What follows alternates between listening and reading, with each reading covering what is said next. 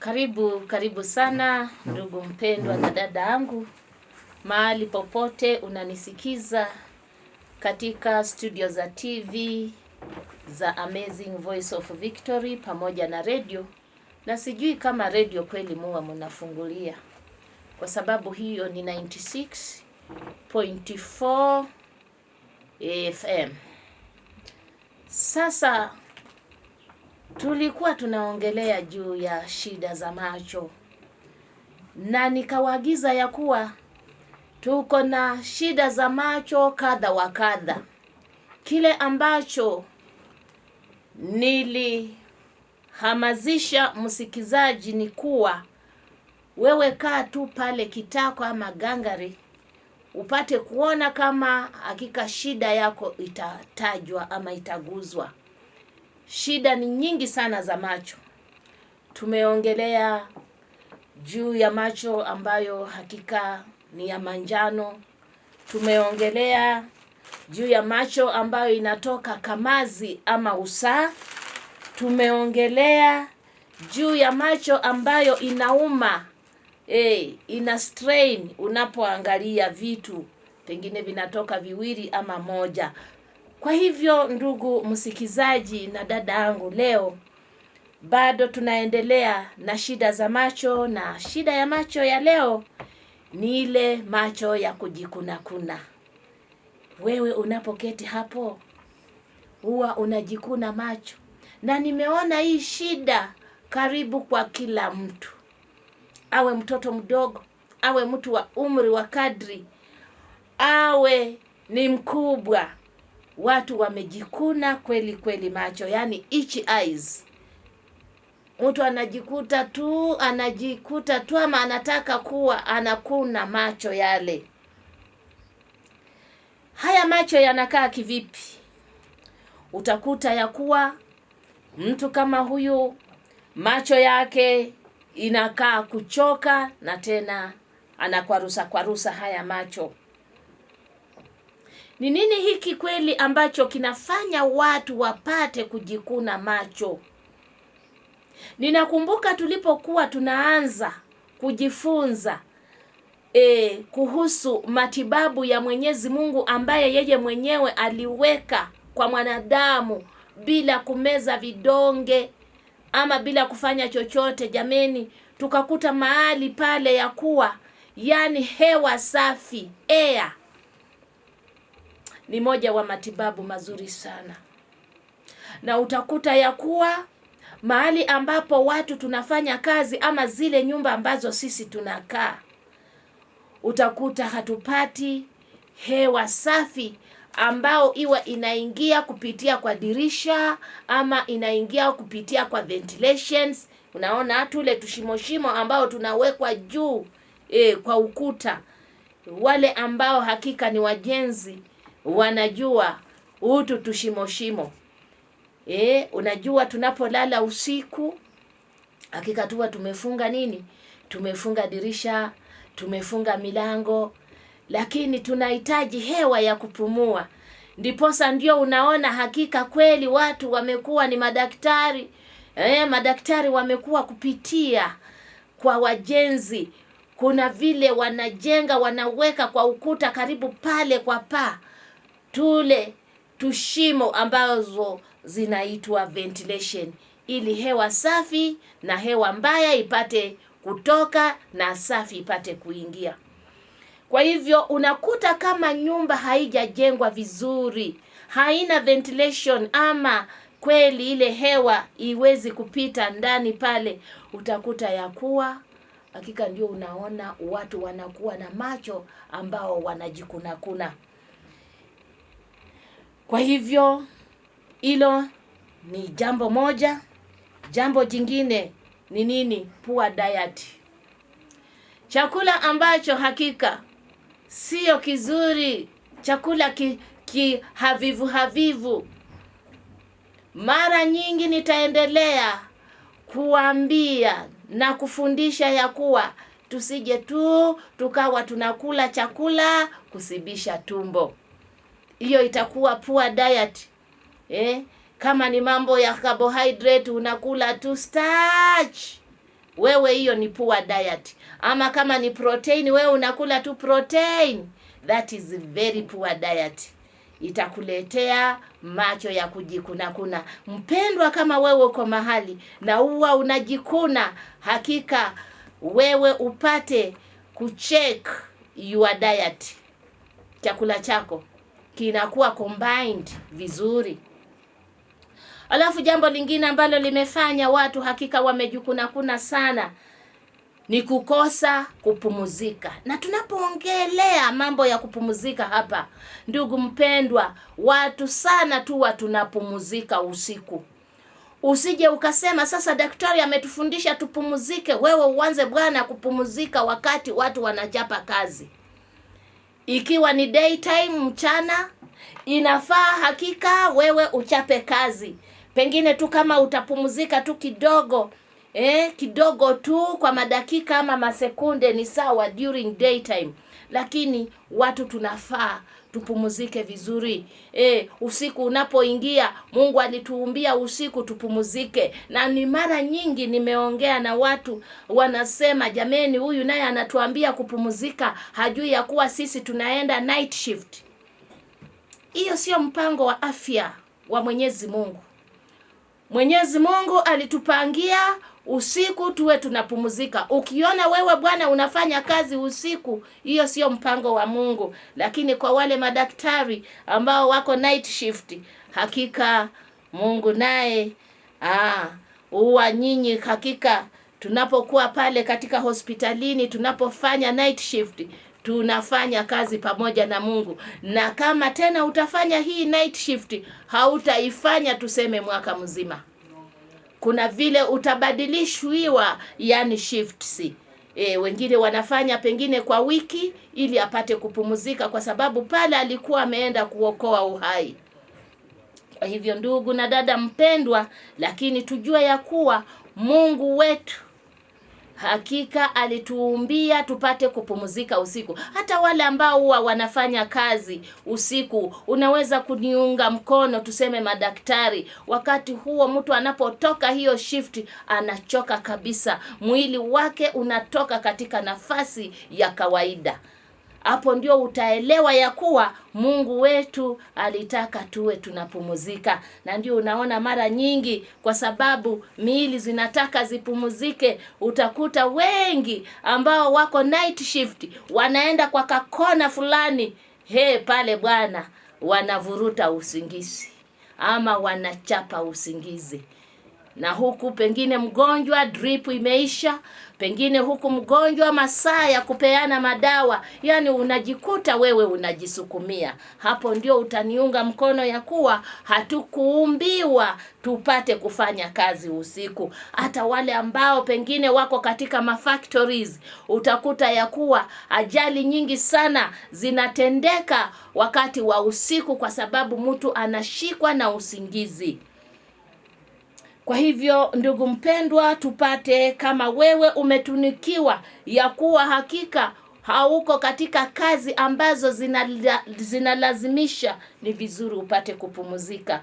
Ndiposa ndio unaona nilipokuwa naanza ya kuwa, yani macho ambayo ya kujikuna, ayo macho yanaonekana yamechoka sana, which means hayajapata hakika kupumuzika kwa kutosha.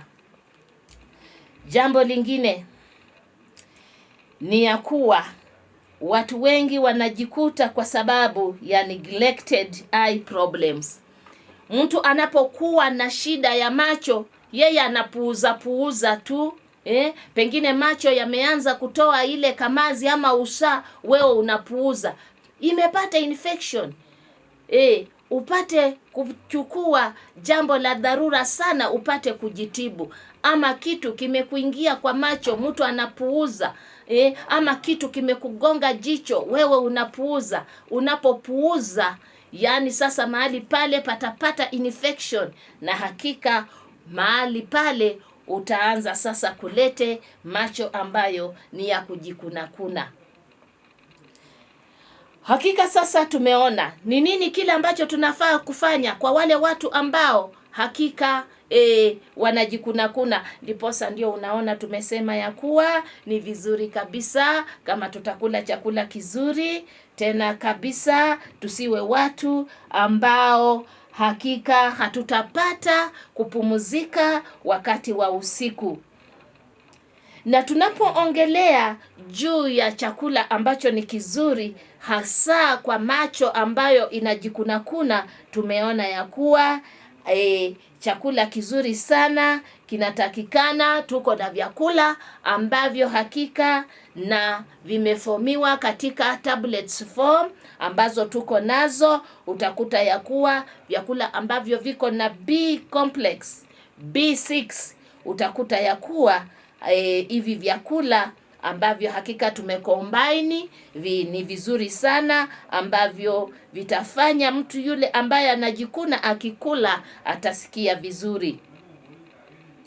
Alafu tunakuwa pia tunasema ya kuwa unapojua ya kuwa macho yako inajikuna mpendwa, unajisikia kukuna. Watu wengi sana huwa wanachukua kila wakati, ajui kama mikono yake ni misafi, ajui ya kuwa ni namna gani, anaendelea kusugua, yani kurabu yale macho.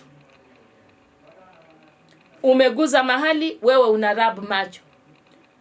Unasikia ya kuwa unajikuna, wewe unarabu. Wengine wanachukua nguo ambayo hakika wanatembea nayo, kama ni mwanamke anachukua rinda, anasugua kabisa, kwa sababu pale ni ichi anasikia vizuri tu. Tufanye nini kama macho hakika unajikuna? Wewe enda kwa nyumba, ndugu mpendwa na dada yangu, chemusha maji. Chemusha hayo maji yapate kushika joto lile.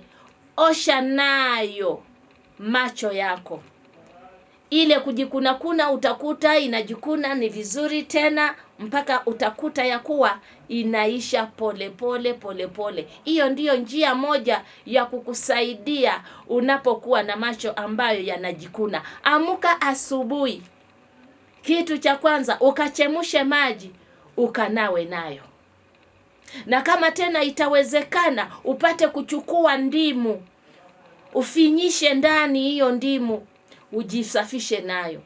Usiku pia unapoenda kulala ujisafishe nayo. Hakika yale macho ambayo yanajikuna utakuta ni mazuri, lakini bado pia tutakuongezea madawa ambayo hakika tumeyatafiti.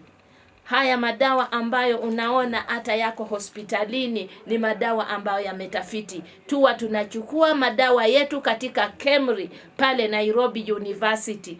Mpaka hakika tunakupea kitu ambacho ni original. Tunajua ya kuwa yale madawa ambayo yanatoka hospitali hakika yanatoka kwa mti gani. Mimi ninashangaa sana watu wanaposema ya kuwa haya madawa ni habo. Yes, kuna watu wengine kweli wameiga madawa kutoka kwa nyanya zao, sijui babu, sijui wengine wanasema wameota. Sisi hatuoti, we don't dream. What we do, we take our samples to the KEMRI laboratory ili tupate kupima na tujue specific ingredient for each and every disease. Kwa hivyo ni kitu ambacho tunafanya ambacho ni cha hakika kabisa. Unapokuwa na macho ambayo yanajikuna, please don't share handkerchiefs. Nafikiria hilo jambo watu hakika wameshika sana. You don't have to share handkerchiefs. You don't have to share tissues. You don't have to do that, my dear friend. Wewe ni mtu ambaye unafaa uwe na vitu vyako wewe mwenyewe kabisa. Watu wengi mimi ninawashangaa hata wanapoenda katika safari. Surely wewe umeenda safari. Mbona una expect eti unaenda kulala huko? Una expect ya kuwa mahali penye utaenda? Mimi naona mnasumbua wageni mnasumbua. Beba bwana taweli yako. Wewe ujui taweli ambayo utapewa pale. Ni wangapi ambao wamekuja pale wamepewa taweli? Okay, kama separate, specify taweli ya wageni. Ni wageni wangapi wamekuja pale? Beba kataweli kako. Mimi nabeba ninapoenda. Unajua kuwa katika hii kazi ya medical missionary. Tumeenda mara nyingi sana maseminars, crusades, tumejifunza kujibebea vitu. Nawe pia unapokuwa mgeni mahali Bwana, jibebee katawel. If you share these towels, if you share handkerchiefs sana watu hawashare, wewe utakuwa na itchy eyes. Kwa hivyo ndugu mpendwa, ni vizuri kabisa, na tunaona ya kuwa do not place a punch over the itching eyes. Usiwe unajiwekea vitu katika, yani tuseme macho unajikuna, ujiwekee kitu ati ndio kizuie sijui usijikune. Unaona bakteria huwa zinaendelea kuzaana. Usijifunike macho. Usifunike macho ati kwa sababu wewe unafanya nini? Unaendelea kujikuna macho. Tunaposoma katika Zakaria 10, tunapomalizia katika itchy eyes, Zakaria anatuambia nini? Zakaria anatuambia ya kuwa katika Zakaria 10:12 inasema that the very first step in the path of life is to keep the mind stayed on God. Yani jambo la kwanza ambalo sisi kama wanadamu ambao tunafaa tufanye, yani ni kutembea na kuweka akili zetu kwa Mungu. Ndugu, chochote tufanyacho, tufanye kama tumemweka Mungu mbele yetu. Zakaria anatuambia katika 10. Zakaria 10. Na anasema ya kuwa stay on God to have his fear. Tuendelee kuweka hali yetu kwa Mungu na tumutii, tumuogope, sio kuogopa ya kukimbia, yani ile heshima, tumuheshimu Mwenyezi Mungu. If you cannot take Jesus with you, do not go there. Kama mahali ambapo unaenda ama chochote ambacho unafanya, kama hautaenda na Yesu Kristo, basi mahali pale wewe usiende. Do not go there. Do not watch it. Kama kuna kitu unataka kuangalia, kama hautaenda na Yesu Kristo usikiangalie, kwa sababu hicho tuna mambo mawili, either utaangalia Mungu ama uangalie shetani. Kwa hivyo kila mahali ambapo tunaenda, ndugu mpendwa, tuende katika mawazo yetu tukiwa na Yesu Kristo. Do not listen to it. Hata kama kuna kitu ambacho unataka kusikiza, kama hautaenda na Yesu Kristo, kama hautaweka Kristo ndani ya mawazo yako, usikisikize. Kwa hivyo ndugu mpendwa, ni asante kabisa. Tumekuwa na wewe siku ya leo tukiongea juu ya macho ambayo ni ya kujikuna, na tumeona watu wengi sana wamejikuna macho, imekuwa yani ni kero kubwa sana.